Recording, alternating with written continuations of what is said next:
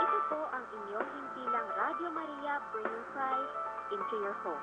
Ang Radio Maria ay sumasaling papulit sa 99.7 FM Tarlac, 101.5 FM Cagayan, at 102.1 FM Isabela.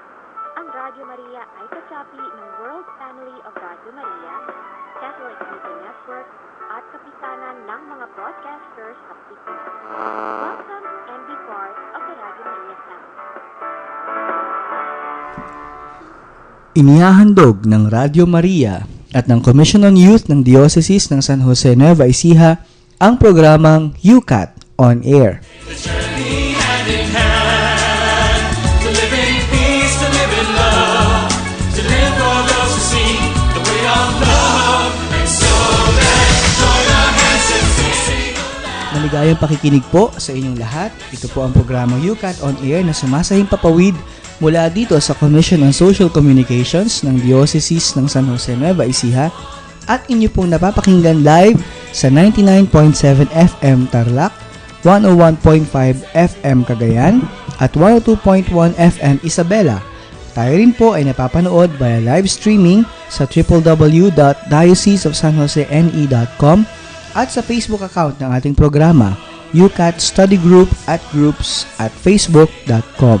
Ito po si Kuya Jomar Luciano, ang inyong kayukat sa oras na ito. At syempre may mga kasama po ako ngayon sa napaka-espesyal na episode nitong ating programa. Sige, magkapakilala po sila. Magandang gabi po sa ating mga tagapakinig. Ako po si Kuya Frank, staff ng Social Communication dito sa Diocese of San Jose. Good evening po. Magandang gabi po sa lahat. Ako naman si Ate Lenny, youth ng Mary Help of Christians Parish. Magandang gabi rin po sa ating lahat. Ako po si Ate Joanne, youth din po ng Mary Help of Christian. At good evening po. Ako po si Ate Mary Jane Pasqua, youth din po ng Mary Help of Christians Parish. Ayan, kita nyo naman ha. 4 po ang guests ko ngayon dahil napaka-special po nitong Valentine episode ng ating programa. Bumabati po kami sa lahat ng mga nakikinig po sa ating ngayon ng Happy Valentine's Day. Happy Valentine's po sa inyo. Happy Valentine's sa inyong lahat. Hello. At bago po tayo tuluyang magpatuloy sa ating programa, tayo po muna ay manalangin na pangungunahan ni Kuya Frank.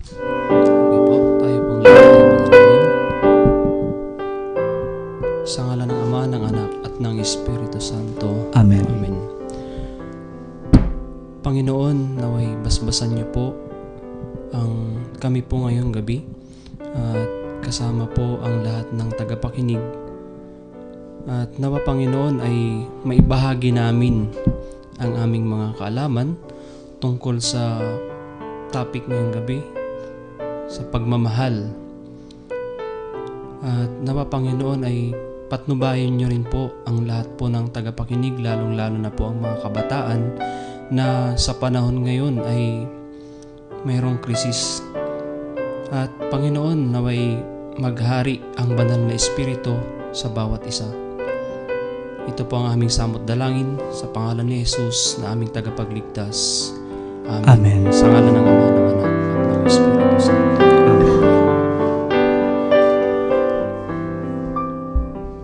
Maraming salamat, Kuya Frank, sa pangunguna sa ating dasal ngayong gabi.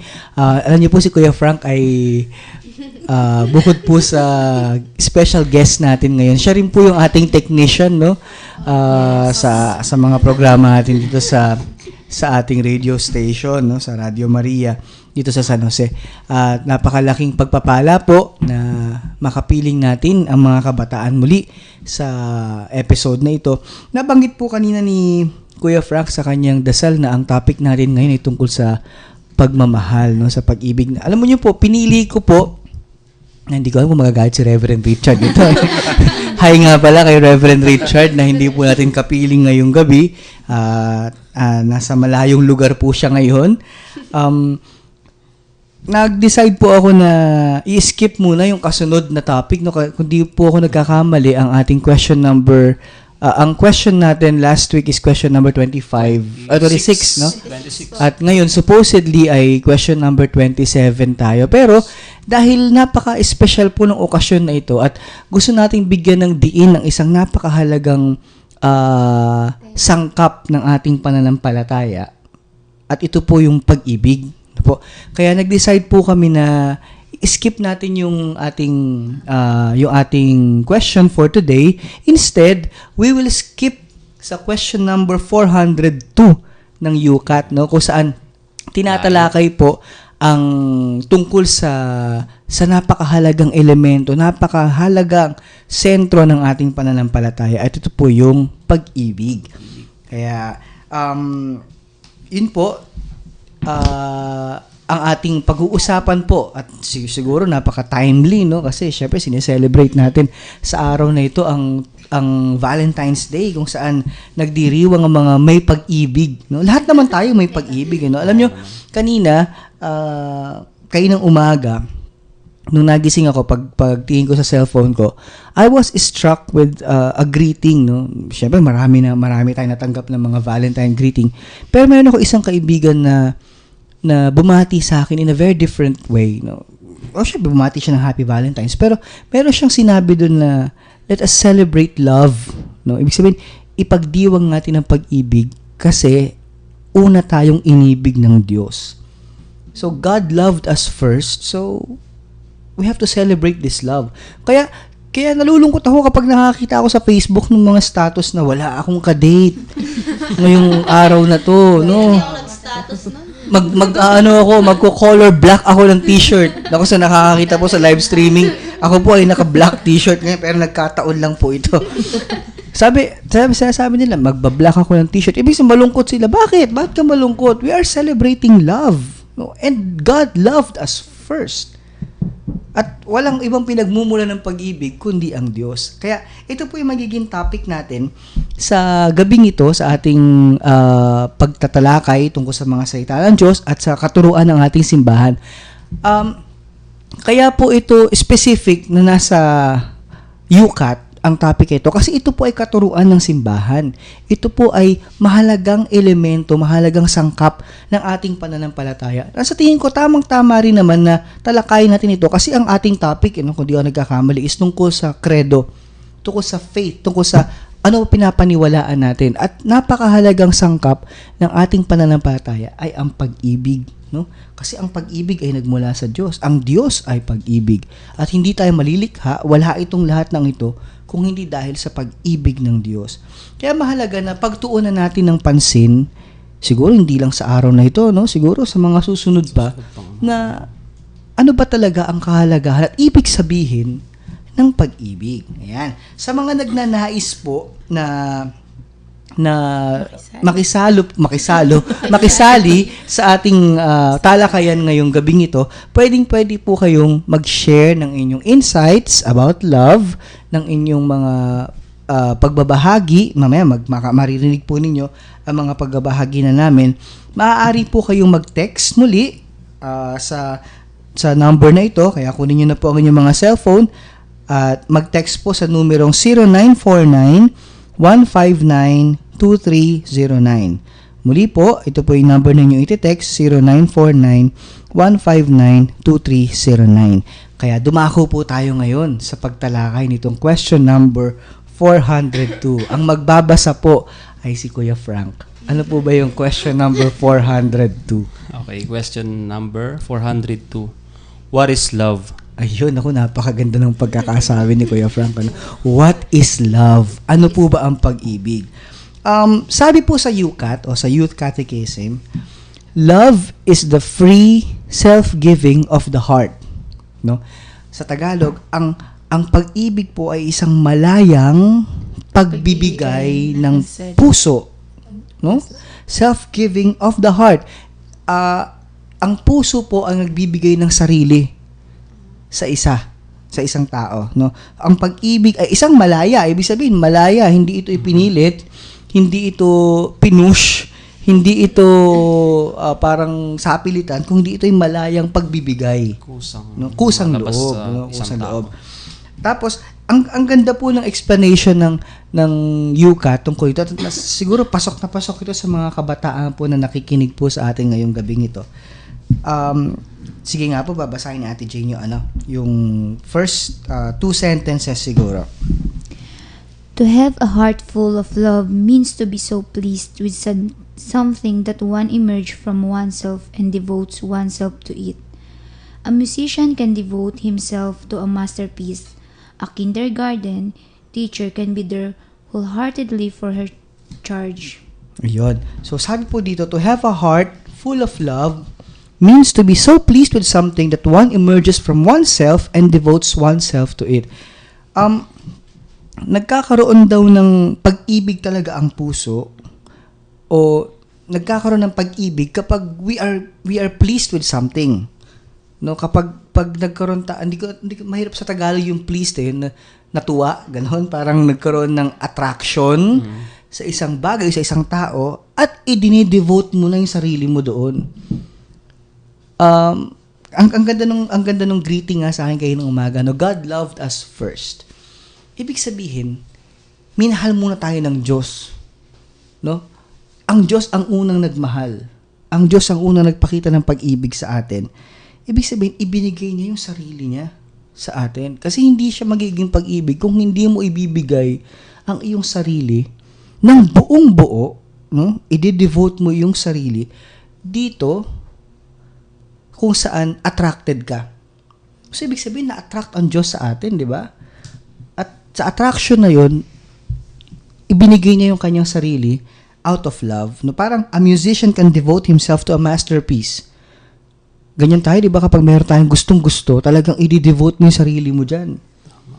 Di ba? Kung ikaw ay isang masipag na estudyante, buong buhay mo mag-aaral ka, i-devote mo yung sarili mo dyan. Bakit natawa kayo, ha? Siguro, hindi kayo masipag mag-aaral. Joke lang yan, joke lang. No?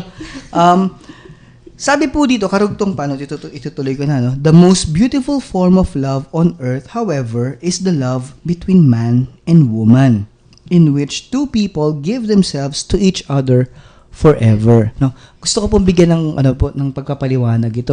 Sabi po dito, the most beautiful form of love on earth is the love between man and woman.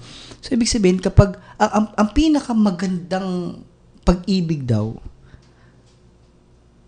pinakamagandang uri ng pag-ibig dito sa mundo ay yung pag-ibig between man and a woman. Pero may kasunod yun, kung saan ibinibigay nila yung sarili sa isa't isa forever. So, ibig sabihin po ba na kapag halimbawa, ako meron akong girlfriend, ibig sabihin kapag hindi ko ibibigay yung sarili ko sa kanya habang buhay, hindi ko siya mahal? Gusto ko pong malaman yung opinion ngayon ng ating mga guests, no? Tungkol sa pag-ibig. Sige nga. Mamaya sagutin ko po yung tanong kong yun, Pero sa ngayon, gusto ko pong marinig ano po ang opinion ng ating mga guests tungkol sa pag-ibig. Naku, walang gustong mauna. Sino ba? Ladies first. Ladies first. Kuya Frank. Ladies first ka, di ba? Sige. Si Ate Madjen.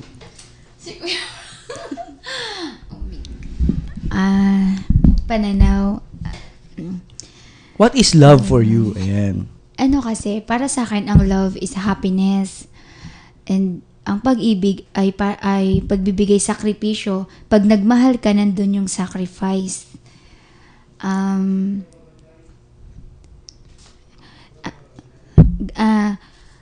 Kasi, halimbawa, love is sacrifice.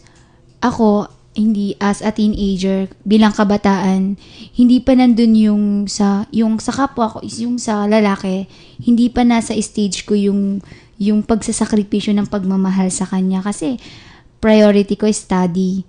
So, pero sa ating mga maraming kabataan ngayon na ang pinipili kakakita niya pa lang, tapos sinasabi niya ng mahal niya na agad.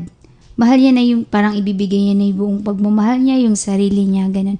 Sa akin, love, hindi yung sacrifice, pero merong priority. Yun. Ako, napakaganda, no? Ang pag-ibig ay pagbibigay ng sarili at pagkasakripisyo, no? Pero may hangganan. Ibig sabihin, merong limitasyon. Kasi nga, in-explain nga sa atin, di ba, na magiging ganap ang pag-ibig sa kasal. No, alam natin yan, di ba? Bilang mga Katoliko, naniniwala tayo na ang kaganapan ng pag-ibig ng isang lalaki at isang babae ay nagaganap sa pamamagitan ng kasal. Mamaya ipapaliwanag pa ng yukat yan Pero sige, si ate, ano ang iyong pananaw? Para po sa akin ng pag-ibig, ito po yung isang bagay na dumarating po sa atin sa tamang panahon, tamang siguro sitwasyon, saka po sa tamang tao. Sa akin po kasi, ako po ay single. 4 na beses na po akong, natatawa ko sa sarili ko, 4 na beses na po akong naniniwala na yung dumadating sa akin ay totoo, pero hindi pa po pala. So, mapanlin lang po ang mundo. Katulad nga po, di ba, dun sa pag-ibig na lang po ng Diyos, di ba po, dumating yung Diyos sa tamang panahon. Yung panahon po na ililigtas na niya yung mga tao. Katulad din po ng pag-ibig yan ng isang tao. Darating po at darating. Wag lang po nating, katulad po sa akin, kasi po yun po yung aral ko sa sarili ko na pabigla-bigla, tapos po, madaling maniwala agad. So, para po sa akin, ang pag-ibig, nasa tamang oras po yan. Para po sa mga kabataan, pag nagmahal po kayo, yung sakto lang. Parang hintayin po nila na sabihin sa kanila ng Diyos. Kasi po may sign naman yan na malalaman natin kung siya na po yung true love natin o siya na po yung makakatuluyan natin, makakasama natin habang buhay. Yun lang po. Naku, thank you, ate. Alam mo, totoo yan kasi sa panahon ngayon, napaka mapusok ng mga kabataan at actually, kaya ako nga po ito pinili itong topic na to para at least iparating natin sa mga kabataan ngayon na ang pag-ibig ay busilak, no? Ang pag-ibig dapat malinis. Ang pag-ibig dapat ibinibigay mo ng buo ang sarili mo. Nagsasakripisyo ka, ipinapakita mo sa kanya na busilak ang iyong intensyon. Kapag hindi sumakto dun sa mga katangian na yun, hindi yan pag-ibig. Tama po. Kaya nga, 'di ba, ang daming mga katulad na sinabi mo ate na na 4 na beses na siguro kasi Tanga-tanga po, joke. siguro kasi yung hindi busilak, hindi pure. Hindi sa hindi totoo kasi syempre we are not here to judge na hindi totoo yan, kundi baka kulang ng purity, kulang ng honesty, no? Kulang ng pagiging totoo yung pag-ibig na yan. Unfaithful. hindi rin naman masasabing unfaithful kung hindi baka kulang pa sa purity. Siguro po, mga bata pa po. Di ba po ngayon po, bata pa naman tayo. So, ibig po sabihin yung mga hindi pa po seryoso sa pakikipagrelasyon. Parang yung pakikipagrelasyon po laro lang para sa kanila. Kaya po parang nagiging hindi pure yung pag-ibig. Pero alam mo, maganda rin na maiwang mensahe sa mga kabataan. Hindi naman masamang i-express mo yung pag-ibig mo sa isang tao, no? Kasi alam ko, nilikha tayo ng Diyos upang ipamahagi ang pag-ibig, no? We are created out of love, and the one who created us is love, no? Kaya dapat ang nag-i-exude sa pagkatao natin ang pag-ibig. Kaya nga hindi mo maiiwasan na talagang you have to share this love sa ibang tao, sa kapwa mo, no? Natatandaan ko na narinig ko sa isang homily na merong 3 klase ng pag-ibig, 'di ba? Yung filial love, yung eros, tapos yung last, yung nakalimutan ko na yung isa, pero yung pinakamalalim sa lahat, no? Na yung pag-ibig na ibinibigay mo na yung buhay mo sa kapwa mo, sa isang tao. Yun yung pinakamataas na uri daw ng pag-ibig. Pero yung erotic love, yun yung nararamdaman natin sa kapwa natin, sa mahal mo, sa asawa mo, 'di ba? Yung filial love, yun yung nararamdaman mo sa kaibigan, sa kapatid, no? Pero meron pang higit doon na pag-ibig Ito yung agape, yung tinatawag nilang agape, na ibinibigay mo na yung buhay mo Para po sa Diyos. sa kapwa, no? You want to share your life with this person o sa Minsan di mo napapansin yun, di ba? Na ibibigay mo na pala yung buong sarili mo, tapos parang bandang wala mapapansin mo, parang wala nang natira sa'yo, ganun. Ibigay mo na lahat ng pagmamahal, tapos papansin mo na lang wala na pala, no?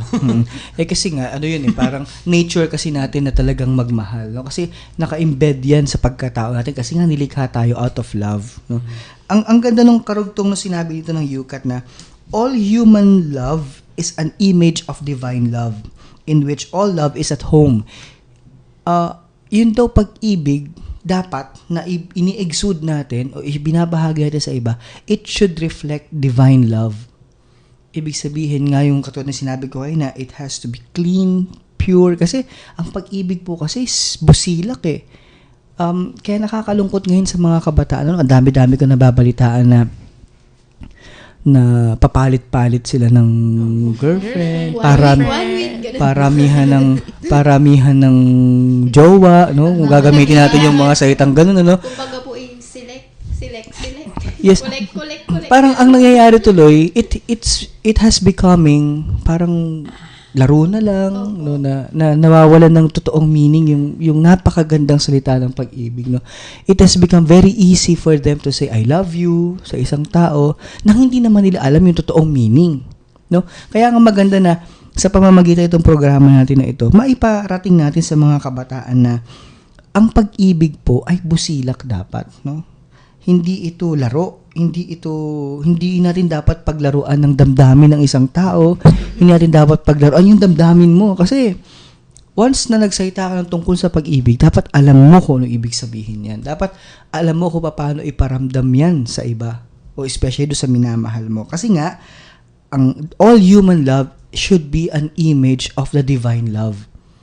Kung ano yung pag-ibig ng Diyos sa atin, dapat yun yung ibinabahagi natin na pag-ibig sa iba. No? The more a person loves, the more he resembles God. Kapag ang pag-ibig mo, whether ito man ay pag-ibig sa kapwa, sa kapatid, ito ay pag-ibig sa sinisinta mo, sa iniirog mo, pag-ibig sa magulang, o yung mas malayo na pag-ibig, dapat habang nagmamahal ka, dapat mas lalong nakikita ng kapwa mo yung Diyos sa'yo. Di ba? Anong masasabi mo doon, Kuya? Tama. Hindi. Sa ikaw, Kuya Frank, ano naman ang opinion mo tungkol sa pag-ibig? Alam ko, currently, meron tayong, Ako rin. Siyempre, binabati ko nga pala si Beb. Hello, Beb. Ayan, happy Valentine. Hi, mine.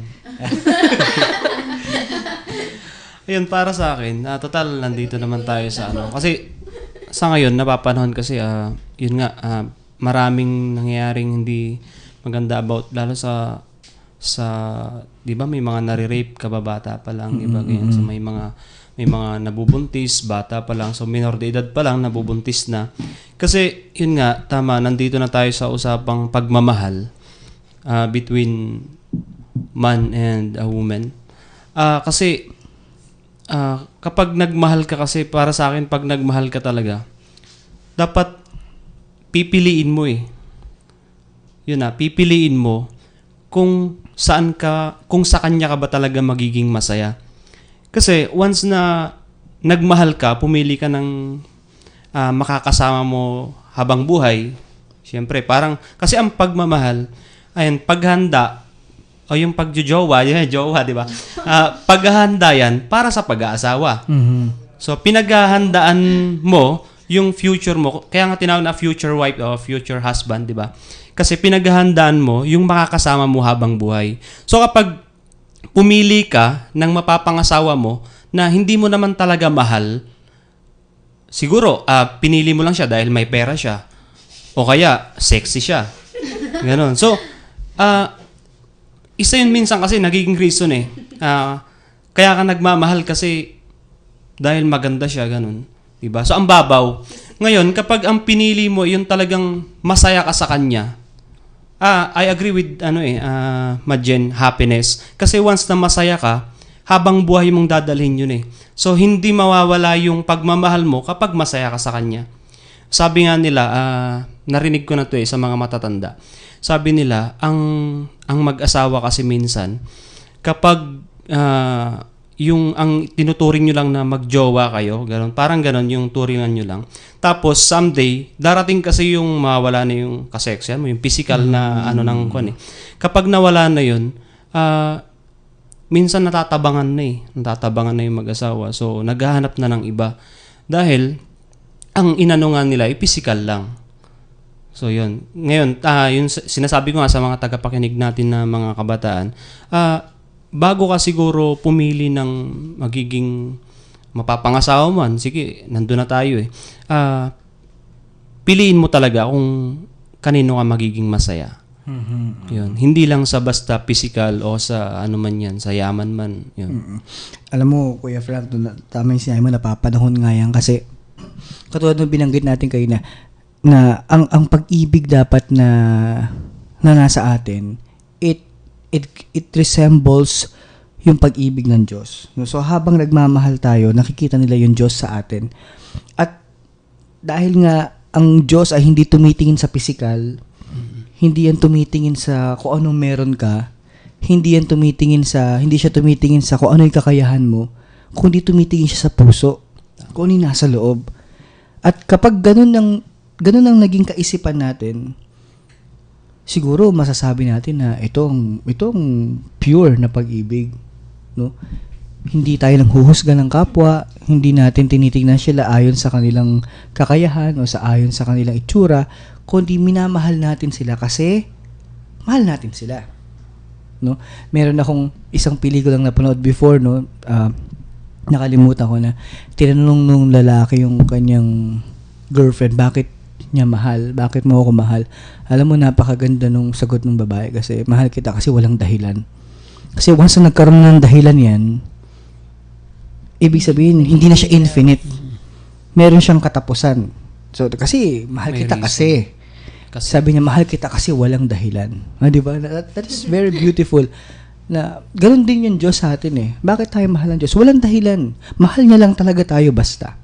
So, I think yun yung dapat na namamayani sa pag-ibig sa isip natin tungkol sa pag-ibig, no? Alam mo, maraya pa po tayong alam ko pag-uusapan tungkol sa topic na to kasi napakalawak nga po at napapanahon. Pero ganun pa man po ay magpapatuloy po tayo sa ating pagkatangha sa ating programa ngayon at bago po tayo magpatuloy ay magkakaroon tayo ng maikling break. Pero bago po tayo magkaroon ng break ay bibigay ko pong muli ang numero na inyong pwedeng i-text para makibahagi po kayo sa ating talakayan ngayong gabing ito. Ito po ang number 0949-159-2309. Ulitin ko po, 0949-159-2309. Okay, wag po kayong aalis at magbabalik din po kaagad ang ating programang UCAT on Air.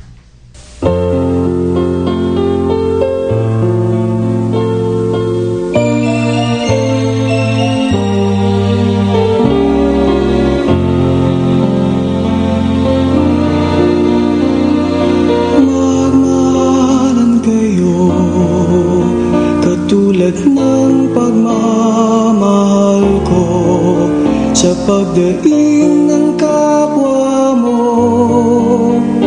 ang tugon ay ang pag-ibig mo. Hindi ba't bawat isa ay may pananagutan upang maglingkod?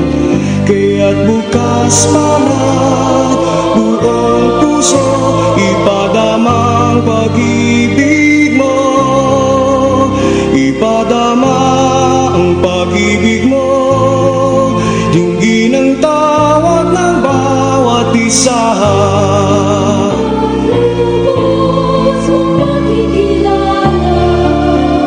Ang dakilang pag-ibig niya, isang mundo sa isang pagunlad. Pag-ibig ang kasagutan, ilangan ka ng kapwa mo, ipadama ang pag-ibig mo.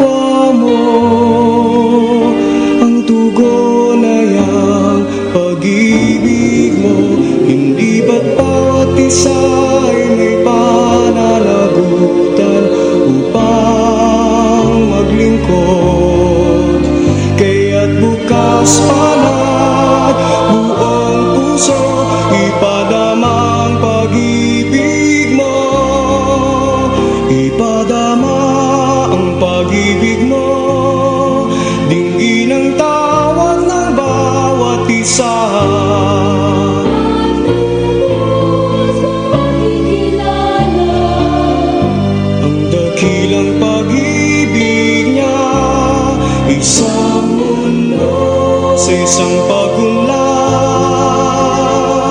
Pag-ibig ang kasagutan, kailangan ka ng kapwa mo, ipadamang pag-ibig mo.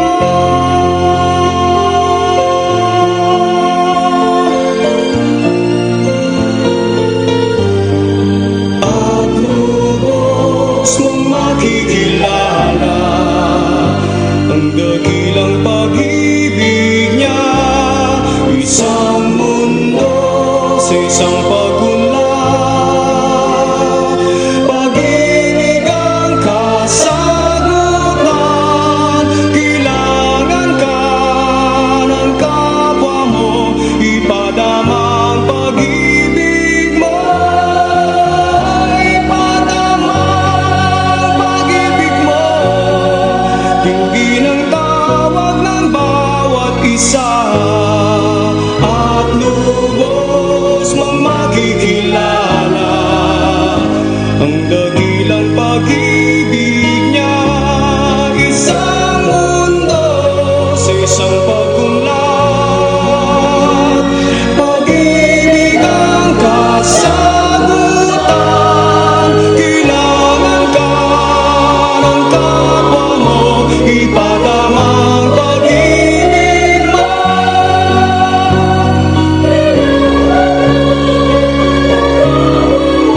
Ipadamang pag-ibig mo.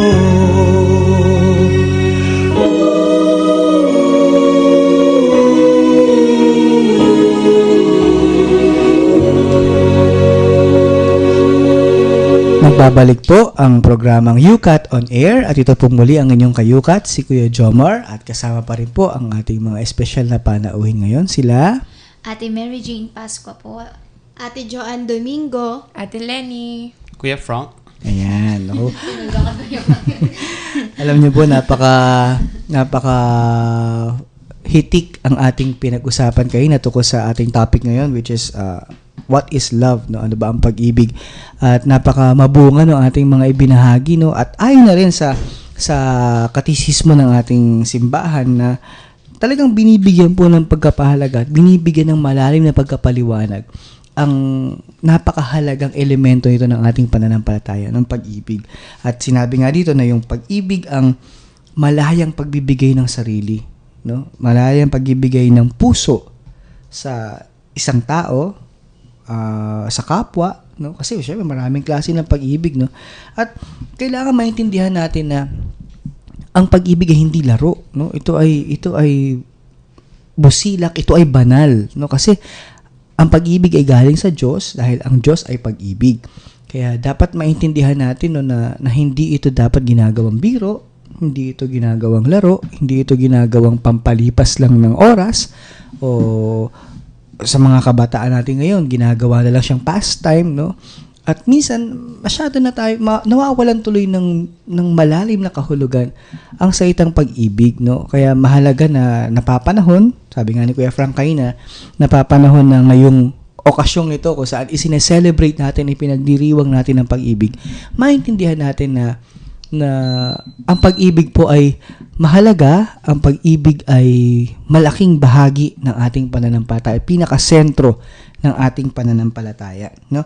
Tutuloy ngayon ni Ate Len yung kanyang pagbabahagi. Ano po ba ang masasabi naman po ninyo tungkol sa ang inyong opinion tungkol sa pag-ibig?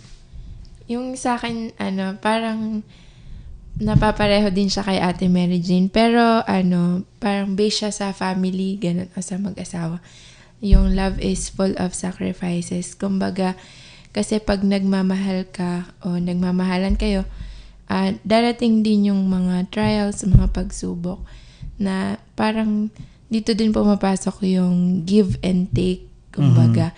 Tapos kung kinakailangan na magpatawad, yung forgiveness, 'di ba? Parang si Lord nga na parang to show His love, nagpapatawad siya, ganun.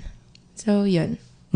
So para sa yung isang malaking component ng pag-ibig, yung pagpapatawad, no? Siguro tama yun, no? Pero idadagdag natin, siguro malaking component din ng pag-ibig talaga yung pagtanggap sa isang tao kung ano siya. Kung ano man siya, kung ano siya, hindi dahil sa kanyang physical na anyo o dahil sa kakayahan niya, kundi kung ano talaga siya, yung buong pagkatao niya, tinatanggap mo siya, at yun yung dahilan kung bakit mo siya minamahal. At kasama nun talaga yung pagtanggap sa kahinaan niya, yung pagtanggap sa mga bagay na hindi ka tanggap-tanggap minsan, yung mga differences, no? Mga negative na ugali. Oo, pero dapat maintindihan natin na bahagi talaga yun nung mas malayo na pag-ibig, yung pagtanggap sa kung ano man yung meron siya, kung ano man siya, no? Kasi nga, ang ating objective dito is, kapag nagmahal ka, dapat nakikita na ng tao ang Diyos sa'yo. Kasi, our love, human love is also an image of divine love. No, yun yung sinabi dito sa UCAT. At meron pa pong idinugtong dito yung ating UCAT tungkol sa definition ng pag-ibig. Sabi niya, love should influence the whole life of a person, but it is realized with particular depth and symbolism when man and woman love one another in marriage and become one flesh. So, sabi sa Genesis, diba, nilikha ng Diyos ang tao ng lalaki at babae. Ang objective nila is to become one. No? Ang objective nito is for the woman and the man to become one. Kasi syempre, ang tawag dito is yung procreation, no? Kailangan nila mag-unite to create, no? Kaya lang po dito sa panahon natin ngayon, at napaka-timely na naman nito, no? Kasi alam niyo ba recently na nabalitaan ko sa news, no? Ang Pilipinas daw ang isa sa pinakamataas na percentage ng mga kabataan na nagkakaroon ng experience sa sex, no? Alam nyo, napakagandang pag-usapan na rin yan kasi karamihan ngayon ginagawa nilang excuse yung love. Nakakalungkot kasi bakit natin gagawin to? Kasi mahal natin ang isa't isa. Hindi nila naiintindihan ngayon kung anong sinasabi nila tungkol doon, no? Love, ang consummation ng pag-ibig should come first. Para ma-consummate ang pag-ibig ninyo, dapat kasal muna kayo. Hindi, sabi sa UCAT na po, na nagsisinungaling daw ang isang tao kapag sinabi niya na mahal niya ang kanyang partner, and then they do sex without marriage. That's a lie. Kasi, ibig sabihin lang po niyan, sabi dito sa UCAT, people who look for sex without love are lying because the closeness of their bodies does not correspond to the closeness of their hearts. No? Kung malalim ang pag-ibig mo sa isang tao o sa kapartner mo o sa girlfriend or boyfriend mo, dapat nako-consummate yan sa marriage. No? Kung talagang malalim na yung pag-ibig ninyo sa isa't isa, then you become one flesh in marriage, and then dun lang natin magagawa yung ating mission to procreate, no? Kasi po ang sex is a blessing, no? Ito ay galing sa Diyos yan eh. At ang nangyayari kasi ngayon sa mga kabataan, they become so experimental, curious. They become so curious na nawawala na po yung takot nila na gawin ang isang bagay na mali. Pati po yung mga morals. Yes, naaapektuhan na yung Alam mo, Kuya Jomar, minsan parang may mga nakikita ko mga lalaki, nabibilib ako kapag yung lalaki, kapag gusto na nila yung isang babae, pinapakasalan ka agad. Mm-hmm. Kumbaga, hindi na pinatatagal. Mm-hmm. Siguro, isa sa reason nun, siguro kumbaga, eto na, para hindi na humaba pa yung siguro, iwas para magkasala, gano'n. Pinapakasalan na yung babae. Ganun. Parang, para sa akin na proud ako sa mga ganong style na lalaki. Mm-hmm. Although, syempre, bihirang-bihira na yata yung mga ganon ngayon, no? 1% siguro. Ipanalangin natin na dumami pa yung mga ganon. Pero, syempre, kung titignan mo rin sa mas malayo na pananaw, no, dapat hindi lang din yun ang dahilan kung bakit gusto mo siyang pakasalan. Katulad nga nung babalikan natin yung topic natin na ano ba talaga yung pag-ibig? It is the total self-giving of yourself, no? The total giving of yourself to a person na talagang masasabi mong itong taong ito will be my partner in life forever. At siya lang dapat. Kapag ang naging reason natin is sexual lang, kaya kita mamahalin, nagsisinungaling ka. Kasi, kapag sinabi mong mahal mo ang isang tao, you have to love this person totally. Totally. Walang bahid, walang ibang iniisip kung hindi total love. Yan ang totoong ibig sabihin ng pag-ibig. Kaya doon sa mga kabataan ngayon, no, na that they are so experimental, so curious, no. Siguro maganda na pagnilayan talaga natin yung totoong ibig sabihin ng pag-ibig, no. Ang pag-ibig ay busilak, ang pag-ibig ay totoo, ang pag-ibig dapat ay tapat, no? At hindi nanloloko. Alam niyo doon sa sulat ni San Pablo sa mga taga-Korinto, no? Napakasikat nitong scriptural text na ito na madalas binabasa sa mga kasal. This is Paul's definition of love, no? Love is patient, love is kind, love is not jealous, love is not boastful. At binigyan niya talaga ng napakagandang mga kataga, napakagandang mga adjectives ang pag-ibig.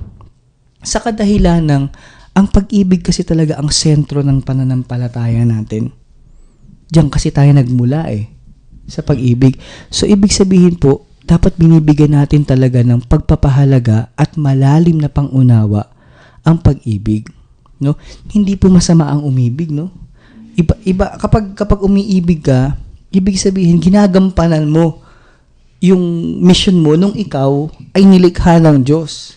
Akin ka. Kasi 'di ba ano 'yan parang kaya ako umiibig kasi inibig ako ng Diyos Pero dapat itutuwid natin yung pananaw natin sa pag-ibig na ito, no? Alam niyo, meron pong isang nag-text sa atin, hindi po siya nagpakilala. Siguro matutulungan natin siya sa kanyang dilema. Sabi niya, "Good evening po. Paano po ba ipapakita sa isang tao na may care ka pa rin sa kanya kahit na siya yung dahilan kung bakit ka nasasaktan ngayon? Gusto mo man po na ilapit ulit siya sa Diyos pero mahirap po siyang lapitan dahil sa bad memories ng nakaraan at pinagtatabuyan niya po lahat ng nagmamalasakit sa kanya." Yun. Siguro yung nag-text na ito, gusto niyang lumapit ulit dito sa taong ito, kaya lang medyo mahirap na, no?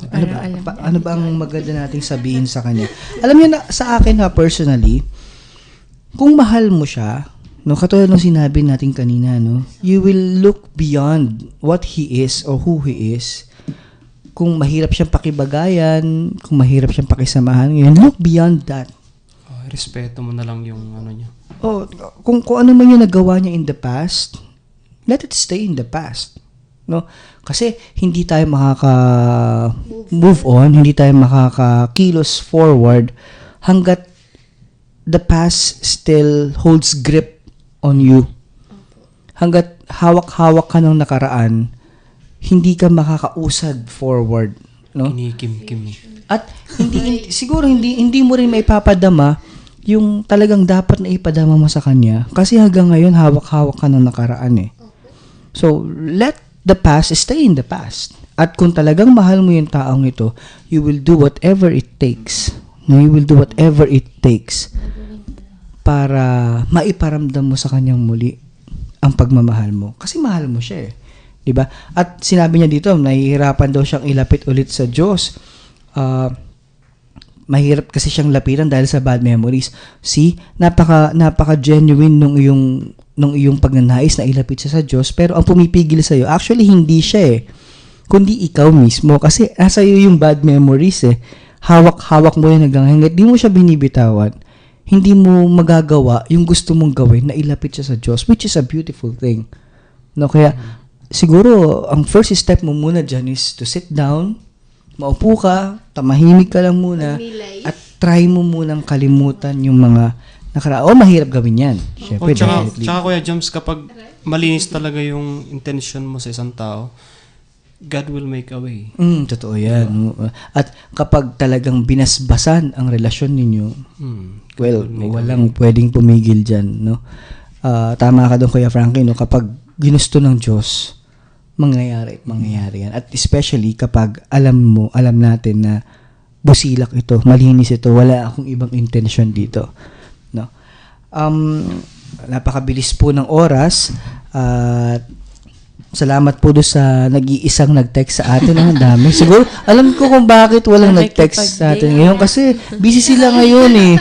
Naku, sana naman may nakikinig sa ating mga kabataan ngayon na naka-tune in sa Radio Maria. Oo nga.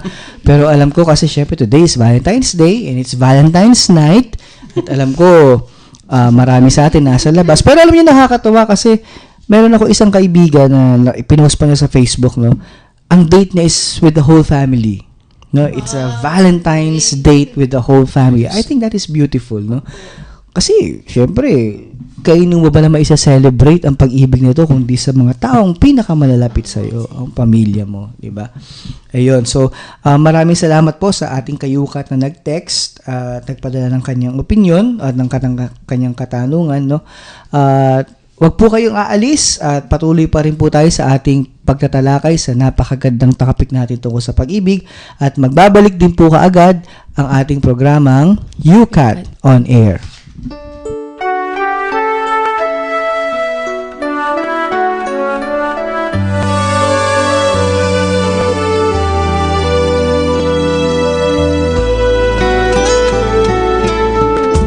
Lord, I come to you. Let my heart be changed, renewed, flowing from the grace that I found in you.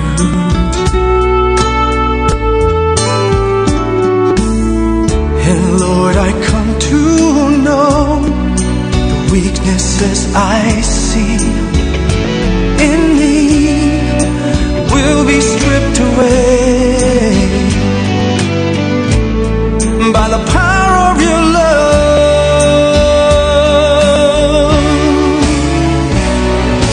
Hold me close, let your love surround me. Bring me near, draw me to your side.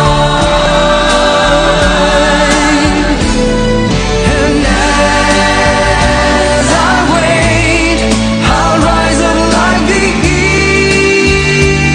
eagle, and I will soar with you. Your spirit leads me on in the power of your love.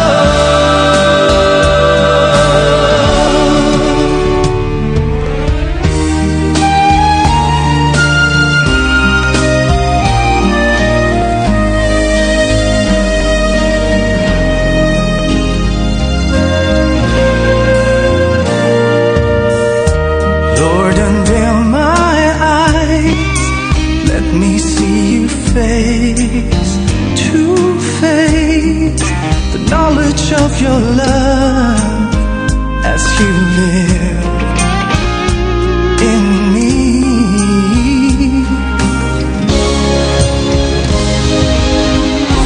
Lord, renew my mind as your will unfolds in my life, in living every day by the power of your love.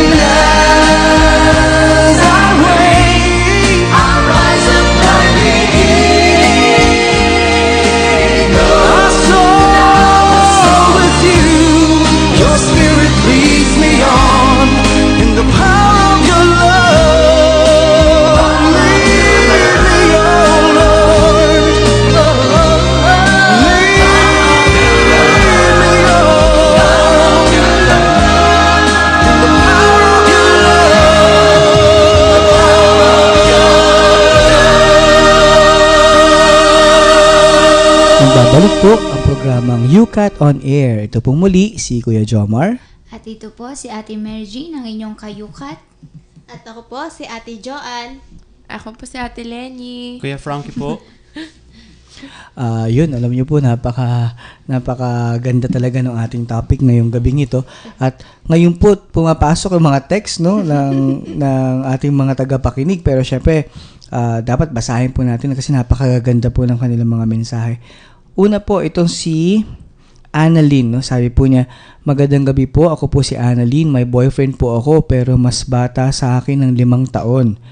Kaya po natatakot ako na baka maghanap siya ng iba. Ano po ang dapat kong gawin? Nako, Natatakot siya. love advice na ito. Sige, Huwag ka matakot.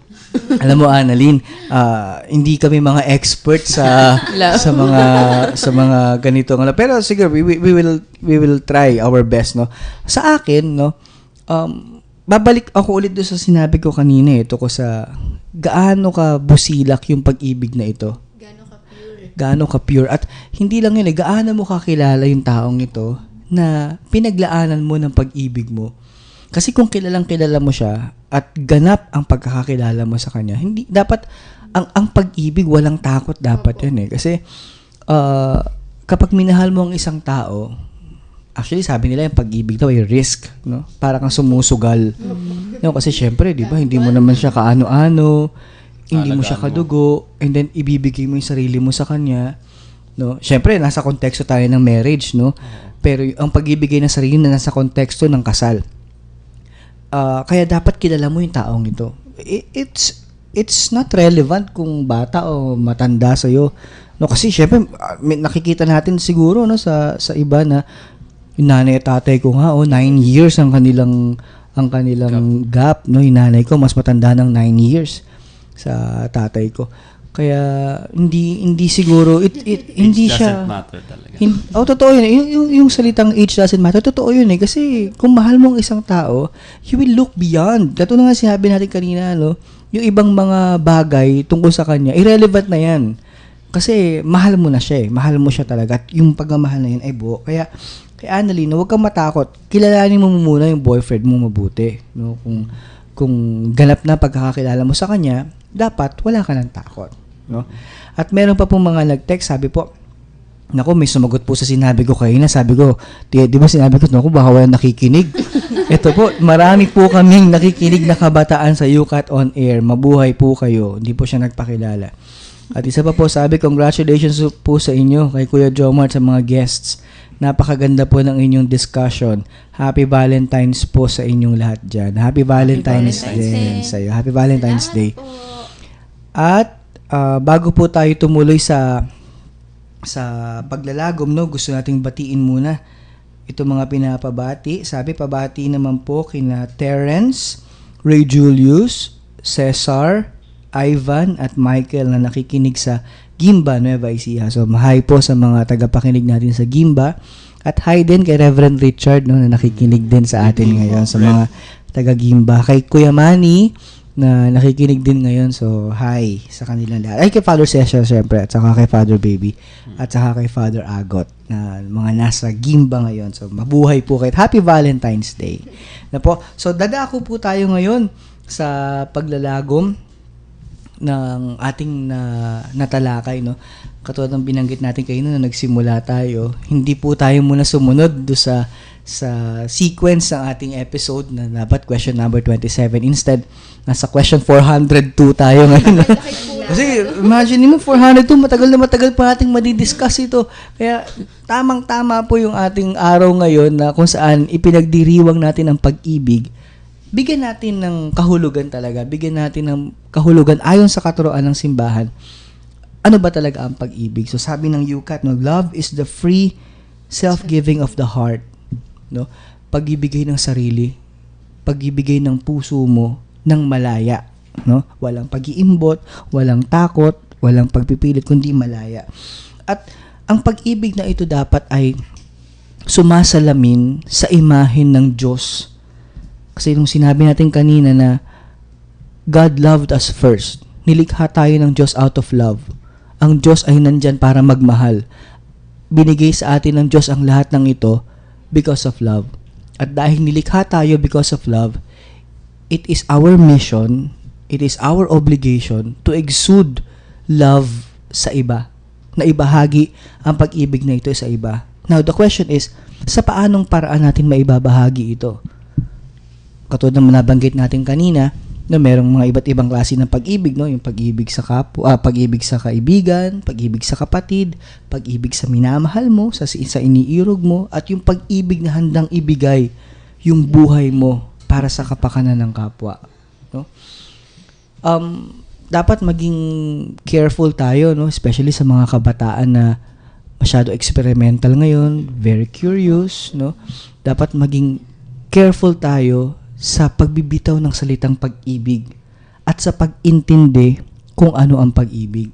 No? Kasi minsan natatabunan tayo ng lust. No? It's not love, it's lust. At bukod sa hindi ito pag-ibig, ito ay kasalanan. No? Yung lust. Meron nga po, Kuya Jomar, meron isang uri ng love, di ba? Yung kanina, love is sacrifice. Baka naman, hindi sacrifice na yung, may ibang mga tao kasi or kabataan na nasusobrahan sa pagmamahal. Dahil sa sobrang pagmamahal mo, akala mo tama na yung nakakasagasa ka na ng ibang tao, nakakagawa ka na ng mali, mga ganun. Hindi yun love na free self-giving sa kapwa mo. Dapat, yung talagang nagmamahal ka na sa intention mo is mabuti, hindi ka nakakasagasa ng iba or hindi ka na gumagawa ng masama. Siguro napakagandang indicator niyan na kapag nagmamahal ka, dapat masaya. Parang that's the basic, no? Kapag minahal mo ang isang tao, dapat masaya ka. Kapag hindi ka masaya o wala kang nararamdamang ligaya sa puso mo, then you start questioning yourself, is this love or is this not love? No? Kaya alam nyo, malawak pa po itong topic na ito at hindi sasapat ang isang oras para bigyan natin ng lalim ang topic na ito. Pero ganun pa man, no, pinaparating natin sa mga kabataan, no, na unang-una ang pag-ibig ay hindi biro. Hindi ito isang laro. Ito ay banal, ito ay galing sa Diyos. Dapat ibinabahagi natin ito at sa bandang huli dapat sa pagbabahagi natin ito, dapat nakikita ng tao, nakikita ng kapwa natin ang Diyos sa atin. So that's our ultimate goal, no, na ma-share ang pag-ibig na ito at sa pagbabahagi natin ito, dapat unti-unti nakikita ng kapwa natin ang Diyos sa pagkatao natin. So yun po. Sana natulungan natin yung ating mga kabataang tagapakinig ngayon, no, na at least magkaroon mo lang ng kaunting linaw ano ba talaga ang pag-ibig, no. Pero panghuli po, no, ulitin ko po, ang consummation ng pag-ibig o yung pagiging ganap ng pag-ibig ay nangyayari lamang sa kasal, no. Ang pag-ibig, ang consummation ng pag-ibig between a man and a woman should only happen after marriage, no. Dapat ikakasal muna kayo. Kasi sa kasal kasi pinag-iisa ang dalawa. At kapag pinag-isa kayo, ibig sabihin, you can consummate your love. Dahil meron na kayong union, meron na kayong pag-iisa. So, sana po, no, sa mga kabataan na nakikinig ngayon, no, ulitin natin, love is not a game. Love is pure. Love is supposed to be masaya. Dapat ang pag-ibig ay tapat, busilak, at hindi nakakasagasa ng kapwa, no? Hindi nagdudulot ng kalungkutan sa ibang tao kasi ang pag-ibig po ay dapat masaya, no? So yun po. Maraming salamat po muli sa lahat ng mga nakiisa sa ating talakayan ngayon at especially sa aking mga special guests na nandito po sa ating studio. At muli po ay inaanyayahan po natin ang bawat isa na makinig sa mga susunod pang episodes ng ating programa. Next week po ay ating tatalakayin na ang question number 27. Yan, sige po. Tuloy na. Yes. At sige po, tapusin po natin ngayon ang ating programa sa pamamagitan ng isang panalangin.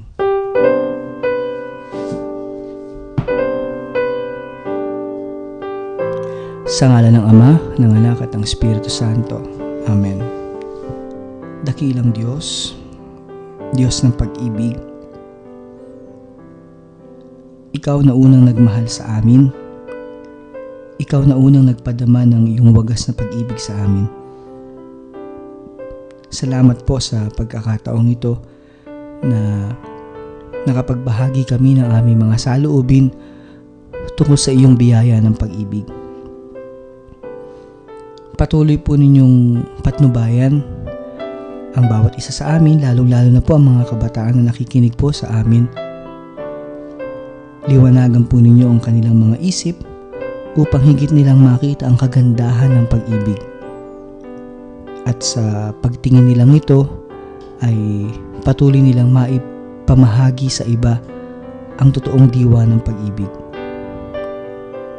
Samahan po ninyo kami sa araw-araw. Huwag po ninyo kaming pababayaan. Basbasan po ninyo ang aming mga pagsisikap na higit na maihatid sa lalong marami ang mensahe ng iyong pag-ibig. Ipinapanalangin po namin, Panginoon, ang lahat ng mga kabataan, lalo't higit yung mga nakakaranas ng kalungkutan,